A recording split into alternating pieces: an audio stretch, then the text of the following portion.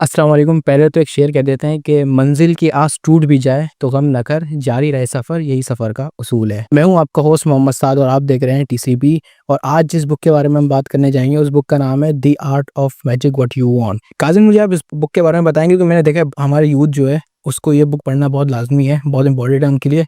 आपको आपको इस बुक की एक ऐसी लाइन बताएंगे जो आपके पास स्ट्रक हो गई हो और वो आप बताना चाहेंगे हमारे यूथ को? यार इसमें ना ये रॉबर्ट शोलर जो है, जैसे कि आपको बताया कि ना, वर्ल्ड की बेस्ट सेलर ऑथर्स में से आते हैं। अगर रिच डैड पुअर डैड, अगर आप थिंक एंड ग्रो रिच आपने पढ़ी हो, बहुत पॉपुलर बुक है नेपोलियन हिल की। तो इसमें ना एक लाइन रॉबर्ट शोलर की मुझे इतनी ज़्यादा पसंद है: जो लोग आपसे 10 गुना ज़्यादा पैसे कमाते हैं वो आपसे 10 गुना ज़्यादा सोचते हैं। उनकी आला सोच उनको आला मकाम की तरफ लेके जाती है। यानी कि सोचें और फिर इस पे अमल भी करें। काजिम, इस किताब से आपने अपनी लाइफ में कुछ जो गोल्स हैं आपके, उस इस किताब के कुछ लेसन्स ने आपको कुछ कभी इस तरीके से हेल्प करी है जो आपके गोल्स जो है अचीव करने में आपको आसानी हो? ऐसा बिल्कुल भी है कि इस किताब के अंदर मैं पढ़ रहा था कि वो मिसाल दे रहे थे, दो तरह के गरीब होते हैं। जी। एक वो गरीब होता है जिसके पास पैसा भी नहीं है और उसके पास विजन भी नहीं है और होप भी नहीं है। बहुत इंपॉर्टेंट है होप। जी, बिल्कुल। ये पैसा आ ही नहीं सकता, ठीक है। दूसरा एक शख्स है जिसके पैसे तो कम है लेकिन उसके पास होप है, उसके पास विजन है और उसके ऊपर विजन के साथ साथ डायरेक्शन है। तो हमें उन लोगों से निकल के उन लोगों में आना है कि जिनके पास होप है, जिनके पास विजन है, और ये किताब आपको इसकी मदद देगी। अच्छा, और मैंने ये भी देखा है कि ना कुछ लोग होते हैं उनका कोई गोल अचीव नहीं हो रहा होता, तो वो 1-2 ट्राई करके भी फेल हो जाते हैं, तो उसके बाद वो फिर उम्मीद हार जाते हैं। आप इसके बारे में क्या बोलना चाहेंगे? किताब का सबसे पहला चैप्टर ही यही है कि किस तरीके से गोल को अचीव करना है, और इस किताब का टॉपिक ही यही है। तो सबसे पहले अगर मैं तुमसे कहूँ कि यार पैसों के बारे में सोचो, तो सोच पैसा आएगा तेरे पास, तू साल में 2 बार ज़ियारत करने जाएगा, हज पे जाएगा, उम्रे पे जाएगा, गरीबों की मदद करेगा। और अगर वो तेरे पास पैसा ही नहीं होगा तो क्या सब कर सकेगा? नहीं करेगा। पैसा आएगा तेरे पास, तू बहुत सारे फलाही काम भी कर सकता है, बहुत सारा रोज़गार दे सकता है। कुछ तो इससे सोच तो सही, जब तेरे पास पैसा आएगा तो तू कितने सारे काम कर सकता है, ठीक है। और अगर यही चीज़ अगर एक किसान को मैं बोलूँ, अगर उसको ज़्यादा पैसे कमाने, उसको पता है कितनी एफर्ट करनी पड़ेगी उसको। अगर वो खेती बाड़ी कर रहा है तो ज़्यादा से ज़्यादा खेत बढ़ाने पड़ेंगे, ज़्यादा से ज़्यादा फसल बनानी पड़ेगी, ज़्यादा से ज़्यादा मुर्गियाँ पालनी पड़ेगी ताकि मुर्गी अंडा दे और अंडे बेचेगा। अब शेख चिल्ली की तरफ नहीं जा रहा हूँ, लेकिन तो सोच तो सही। हाँ, मैं समझ इस तरीके से कि इंडस्ट्रियलिस्ट होगा तो वो अगर उसको ज़्यादा ज़्यादा पैसे चाहिए तो वो क्या करेगा? प्रोडक्शन ज़्यादा से ज़्यादा करेगा। लेकिन सोच तो सही।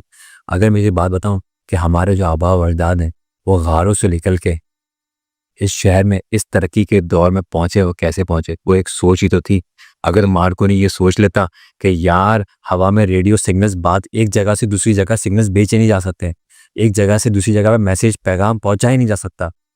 अगर जो है वो फोर्ड का जिक्र आता है, वैसे तो बहुत सारे लोग हैं कि यार जो बग्गी है, जो हम घोड़ा गाड़ी बैठते हैं, वो सिर्फ घोड़े ही चला सकते हैं, मशीन जो है वो घोड़ा गाड़ी चला ही नहीं सकती, मशीन जो है बग्गी को लेके भाग ही नहीं सकती।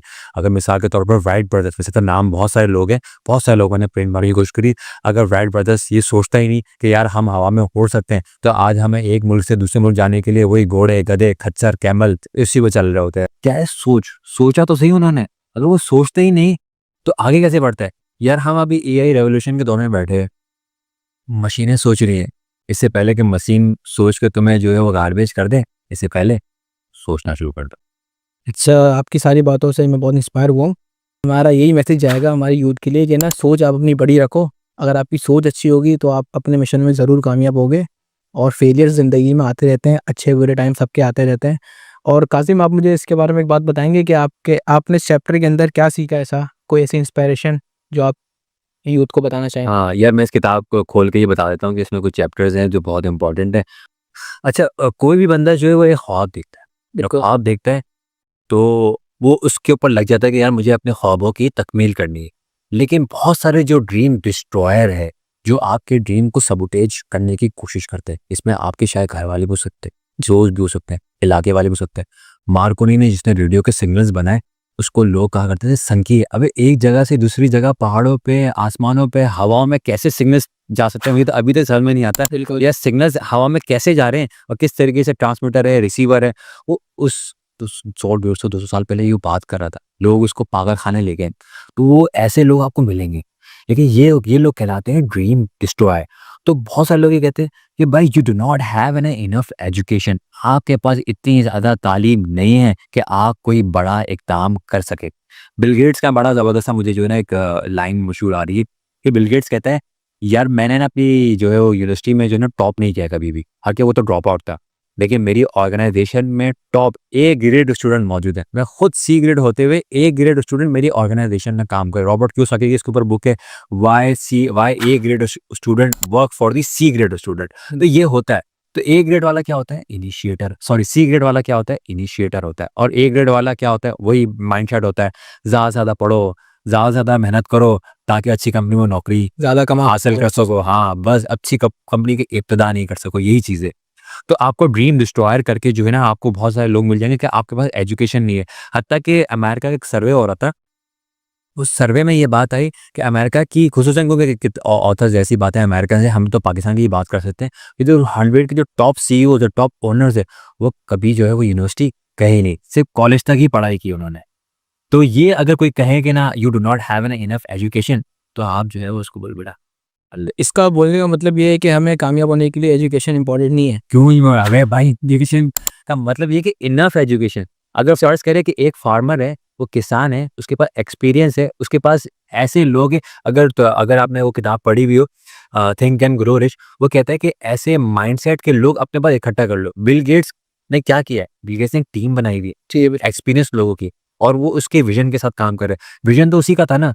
दुनिया में 2 लोग ही होते हैं, या लोग अपने विजन पे काम कर रहे होते हैं, या वो लोग जो दूसरों के विजन पे काम कर रहे होते हैं। तो पहला तो यही है। अच्छा, इसमें वैसे 6 चीज़ें। दूसरा ये है कि दूसरा ड्रीम डिस्ट्रॉयर ये है, you don't have an enough capital to start your own business. आपके पास तो सरमाया ही नहीं है, आपके पास तो बहुत कम सरमाया है जिसकी वजह से आप अपना बिजनेस स्टार्ट कर सके। इस किताब के अंदर बहुत सारी एग्जांपल्स दी गई है। एक मिसाल इसके अंदर दी गई है औरत की। उन्होंने कहा कि वो ब्लाउज का बिजनेस यानी कपड़ों का बिजनेस करना चाहती थी, लेकिन वो जॉब कर रही थी।